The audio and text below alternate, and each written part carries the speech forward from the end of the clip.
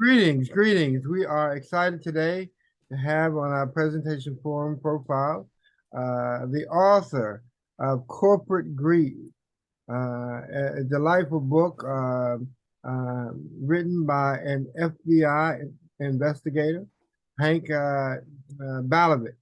Is a formal and government-trained investigator, and he knows how to ask the right questions.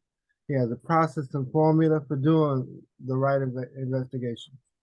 So, delighted to introduce Hank Balevic. Hank, how are you? I'm doing very well. How about yourself? Doing great, doing great. Hank, you proposed a delightful transcript book that tells us that we should not be the victim of unlawful investigations, and we need to know that there are investigators out there that don't follow protocol, and we might be the victims of wrongful investigation protocols. So tell us about your book and the forum for it. Okay, to begin with, there have been over 100 background screening companies that have paid millions of dollars in damages to plaintiffs' attorneys in settled lawsuits for violating the Fair Credit Reporting Act. Now, the Fair Credit Reporting Act is the federal law that mandates how background screening is to be done. The law started, it actually was passed in 1970, ostensibly to regulate the background, not background screening companies, but the three credit bureaus, Experian, TransUnion, and Equifax, because there was a lot of misinformation. People had different names attributed to them. There was a lot of fraud that was going on. So that's why the Fair Credit Reporting Act was established.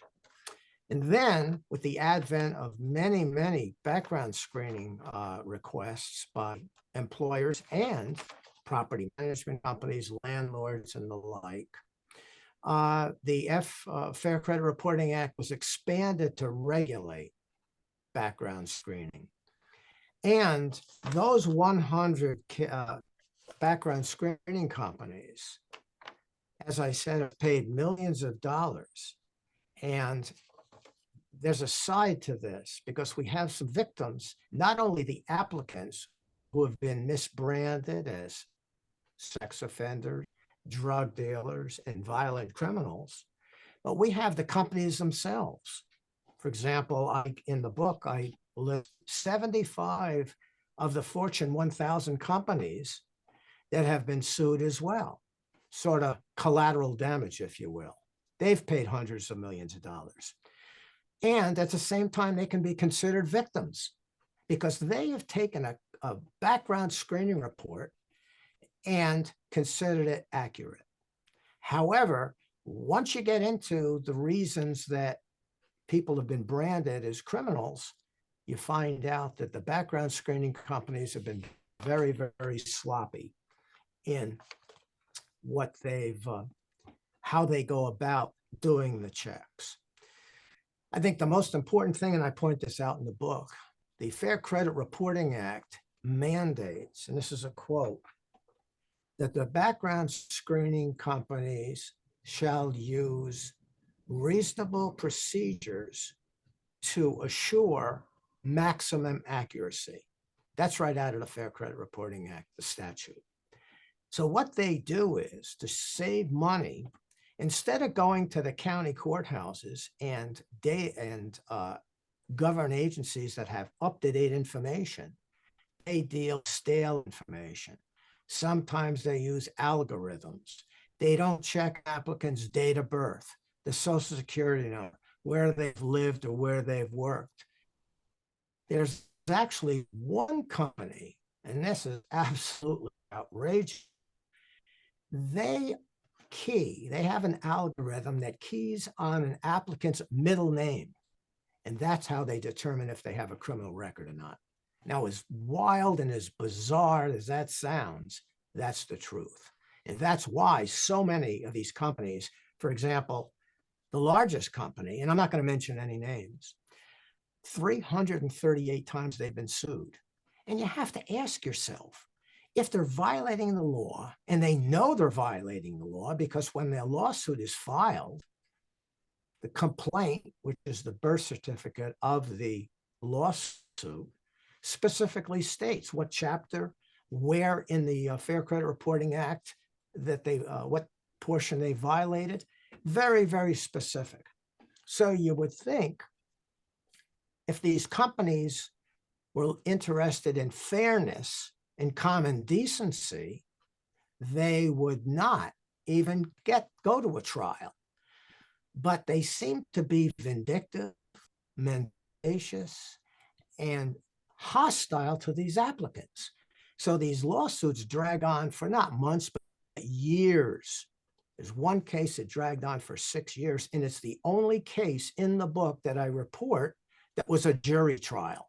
Most of these cases, 99%, are settled out of court after they go through the discovery process and get the documentation, make their case, they pay up. And it's not nickels and dimes, it's millions of dollars. For example, this is one I report. There is an NFL owner who owns a company. He paid $15 million to settle a lawsuit. Now, he's a billionaire, he's got the money, the company has the money. But why did it take so long? Why did it take 2 or 3 years? Why did they prolong this? The agony that these applicants have to go through trying to get a job. And here's what happens. Oftentimes, if they're denied a job based on a faulty background check, that same company that produced that report might be working for other companies as well. And this has happened on several cases I report in the book. So now the attorneys have to tell this victim, this applicant that's been denied a job, that you better stay put. Don't apply for any other jobs because the same thing is going to happen. They're using the same company. That is, to my mind, outrageous and egregious. That's why I mentioned the corporate greed, and that's what it gets to. They shave a nickel here, a nickel there. They don't report properly. They don't check with the county courthouses to get accurate records, and everybody gets short shrift. One of the things when I talk to groups and I do seminars, they'll say, you know, Hank, 100 background screening companies, that's a lot. But you mentioned there are millions of victims. Don't you think you're overstating it a little bit? Absolutely not. And I'm going to tell you why. A lot of these cases are class action lawsuits. That's very important. Now, a class action lawsuit has to be certified by a federal judge. And what usually happens is this. We have one victim, one applicant that's been denied a job based on a violation of the Fair Credit Reporting Act. Maybe they were branded a criminal, maybe not. It could have been procedural, like, and I'm going to mention this, a hold harmless agreement in an authorization, which renders the authorization illegal. Okay, so now that's the beginning. The attorney files the lawsuit. The first thing after it's filed and accepted, he makes a motion for discovery. Now, what discovery gives him is the opportunity to look in the defendant's files and get information on not only his client, but any others that may have been reported erroneously or had some other violation embedded in those files. So here's what happens. Now he's got some documents. He looks at them and he says, oh, wow, my client's not the only one. We've got 40, 50, 60, maybe 100 more. Now he goes back to court, makes a motion to the judge for class action status. And the basis is simple. Say to the judge, I've got 40 more people that have had the same thing happen to them, violations of the Fair Credit Reporting Act, so I could come to court with an additional 40 cases. You don't want that. I don't want that. Why don't we designate it a class action? Now it's under one umbrella. The judge signs off on it, says, okay, you've got class action status. Now what he does is now they really dig in and they look at those documents. And I'm just going to mention two cases. They look at the documents, they come up with not 50, not 100, not 100,000, not 500,000, but 660,000 people that have been denied jobs or had violations of the Fair Credit Reporting Act. A companion case had 440,000 aggrieved victims as well. So now we're talking about two cases, two class action lawsuits with 1,100,000 victims. That is outrageous. And just as a drill, I looked at the population of several states. 1,100,000 is more than the population of Rhode Island, more than a population of Wyoming, Vermont, Alaska, North Dakota, South Dakota, and Delaware. 7, 8 states. That's how huge this woman is. Big thing, yeah. Can you imagine having everybody, pardon? No, I was just thinking, just as you were wrapping those numbers, Everybody in Rhode Island. what about all these people filing unemployment claims? And then, we're paying all these extra dollars. So it's like a much bigger dent into everything. And sometimes when people get rejected from a job, they never overcome it. And they can't jump back, and get into another job, and they'll stay unemployed for God knows how long. So this is really an eye opener from so many fronts. So yeah, I didn't mean to interrupt you, but I was just thinking, my goodness, this is a bigger story than we thought it was. Yeah. Yeah. And so you have many millions of people, and as you point out, there's ancillary issues going on as well. And that's what I did in the book. Started out with chapter 1, and I told a story of Patty Butler. This poor woman, this was an amalgamation of things that happened to victims of illegal background screening. They filed a lawsuit, and now what happens? They can't get a job. They can't pay their bills. They may be forced into bankruptcy. Now the health problems start. Ulcers, they can't sleep. They lose weight. They have other health problems, all because of the egregious actions of these background screening companies. 100 of them at least. Wow. That's a big number. That's the thrust of the book. And one of the things, I'm just looking at the table of contents. One of the things I wanted to do, I wanted to make this an applicant survival manual so that the applicants know exactly what they have to watch out for. So if they're going to go for a job, 95% of these big companies, or I should say just all companies, are doing background screening. Now they'll have a little forewarning. So one of the things I do, and by the way, that would be great. And I'm making a pitch to colleges. So in training their people in chemistry and physics and business, they ought to give them a copy of this book. So when they go out for a job, they're going to know what their rights are, because they're right to a copy of that report. They have a right to is given as the rights of the Fair Reporting Act 4-page document. They're entitled to all of that. They're entitled, if they are denied a job, they're entitled to what's called a pre-adverse letter. They're given 5 days under the law to challenge that report. They need to know that. But unfortunately, there's so many applicants out there, when they get denied a job, they just throw up their hands and say, well, what am I going to do? I can't afford a lawyer.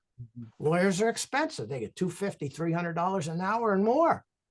Crazy. However, as I point out, there's something called, attorneys have what they call contingency agreement.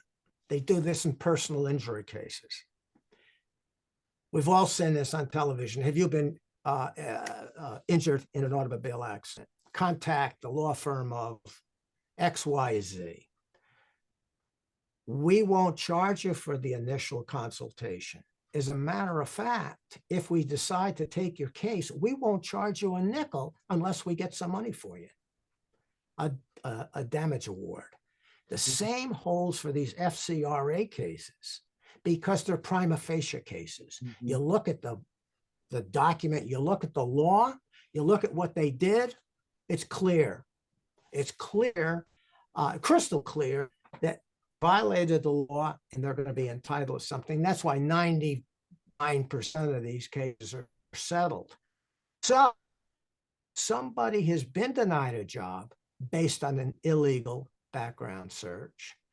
They have some rights and they can go to an attorney and somebody's going to take their case based on getting a settlement. So the other thing I mentioned in the book is, what are the prevalent violations of that these companies are conducting? Prevalent violations of the Fair Credit Reporting Act. Then I go into lawsuit examples. What actually happened to these people? And then I mentioned the Federal Trade Commission is one government agency. I don't think they do enough. They have, you could probably count on one hand the amount of Fair Credit Reporting Act cases that they have prosecuted. But then I go on to list the major corporations that, and I won't mention them, but I think I've got 8 or 10 of them. And then I go on and list the background screening companies, the major violators. So now if these people, these job applicants, can take a look and see if the company that they're going to be, the company that's going to be doing the background check is one that they're going to do for them, they're going to have some warning, and they'll be, they'll actually have cases they can relate to the employer. So it's not one of these willy-nilly, oh, I don't like the name of the company, I don't like the company. Actual cases where they can say, this is what happened to Sally Jones. And so now they've got good, accurate information. Now, go ahead. Go ahead. Yeah. I'm listening. Okay, I was just over my list.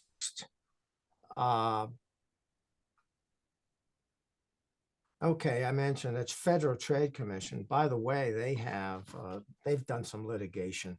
They also have a method whereby they can get a permanent injunction against these companies, the ones that are really involved in 300-400 lawsuits. They can get a permanent injunction so that those people are prohibited from doing what they've been done, violating the law. Unfortunately, what I found is the FTC never follows up. So that's something that maybe the Congress should take a look at and get the FTC and others. The other agency that gets involved in illegal background screening is the Consumer Financial Protection Agency, the agency that was founded by Senator Elizabeth Warren of Massachusetts. Done a fantastic job, and they're doing a good job. I think they're more aggressive than the FTC. So the Fair Credit Reporting Act, is there a site? You can go to their website, but do they produce a record of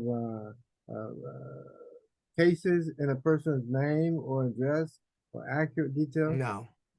No, they have very little. They just say, they basically, I found that the website they have is not very comprehensive. Shouldn't they be more comprehensive that way? Absolutely. Absolutely. They should have. And what they have done, though, is, and the Fair Credit Reporting Act is mandated that all the background screening companies give the applicants that have been denied jobs or some type of action a 4-page document entitled Your Rights Under the Fair Credit Reporting Act. So that's a step in the right direction. Now these people have an idea what their rights are. It's sort of like a criminal case where you've got the Miranda warning. You got the right to remain silent, etc. You don't have to talk to the police if you don't want to. So this, of course, is not criminal, it's civil. But again, they're being given their rights so they know what to do. What an amazing book, and thank you for writing it from so many levels. It's you know, people, consumers or job applicants can get more vigilant and fight back, and then corporations can save money by recruiting the right screening companies, and then the whole country can save money by having less people filing for unemployment. So I think from so many, and there must be 100 more reasons why this book is so important. So we're going to highly recommend you buy Corporate Greed by Hank Balevic. And any more questions? No, and if it's okay, we'd like to try to figure out how should people buy the book? Can they buy it on Amazon, and can we feature your book on our Amazon page? I'm working on that because we have an electronic version, and I got to get it listed with Amazon. Okay. And I think that's going to be happening very soon. But they can go to our website, and I'll give you that. That's Corporate Greed and Expose, Expose, AEXPOSE.com, and they can order it right there. Okay. Take credit cards. All the credit cards are taken. Here's a question. Here's a question. If it's like this on a domestic level, what does it look like internationally? Oh Lord, that must be a mess. Yeah. Yeah. Well, you know, I don't have any cases involving international companies, England, Germany, whatever. I don't know anything about what they do, and I don't know if they have any laws like we have, like the Fair Credit Reporting Act. So I'm totally ignorant on international. It would be interesting. I think with hundreds, companies, millions have branches overseas. That's where I would start. Yeah. Yeah. Yeah. Well, I'll tell you what, I've got enough to do. Just domestically. We've got. Well, tell us about your data intelligence company. So you have. Yes. Okay, what we do is, as I said before, we're mandated to use reasonable procedures to assure maximum accuracy. So we go to the county courthouses. In the case of federal cases, we deal directly with the federal records. So we're getting up-to-date information. As I pointed out, many of these companies are sued because of falsely reporting innocent people as criminals. Why is that? They're not going to the county courthouses. They're going to a stale database, maybe 30 days, 60, 90, sometimes a year old.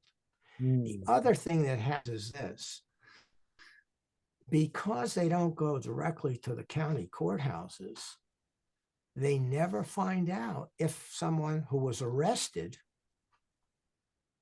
had their case dismissed, or as they call adjudication withheld, or a null pros, or they were found not guilty. Or, and this is something that was sort of funny to me, a lawyer came up to me when I was giving a talk, and he said, you know, I've got a problem. My guy, I did this. He said, I got his case expunged, but he went for a job, and guess what? There's the offense, a conviction for burglary, I believe it was. He said, how can that happen? Very simply, sloppy reporting. They never went back. They never went to the county record. If they had, they would have said, yeah, here's the arrest. Here's some procedures. Here's a hearing, the docket, as they say. And the last entry is, guess what? The expungement. And if they had, it would have never shown up. That's Right. right. And unfortunately, this lawyer wasn't familiar enough with the procedures of background screening companies. He was at a loss to give any information to his client at all. Mm. What they had to do was they went to the court. How come it's showing up? And they had to tell him, Mhm. there it is. The Right. record is there. It's been expunged. You don't have anything. So if they go in and check, Mhm. this would be, they're looking at the backup documentation. But if Mm. they had gone and checked his name through the record, there would have been no record. No Mm. record. Background screening company, no record. Clean as a whistle. But they didn't. Mm. Wow. That's Well, amazing. get the book, and we highly recommend it. We'll have it on our website and a link to Hank's page as well, to his website. Mhm. And get the book, and we'll keep you updated when it is available on Amazon, so you can get it. I'd like to have you back, Hank, Yes, to we talk will. with some of our corporate execs on these kind of things. And Yeah. we do a Well, I'd really. love to Mm. do that. Mm. So And I'd that- love to. I'm sorry of the mix-up. I received another email that said it was 3:00, but in No any problem. event, Let me I let me love explain the questions. mix-up. Yeah. Okay, we'll end it right now. Okay. Thank you for joining us today. stop We've had a recording. great discussion. Stop recording. Go to brightsideglobaltrade.org and subscribe. And if you do buy the book, snap a picture so we know you're paying attention. Right. Thank you.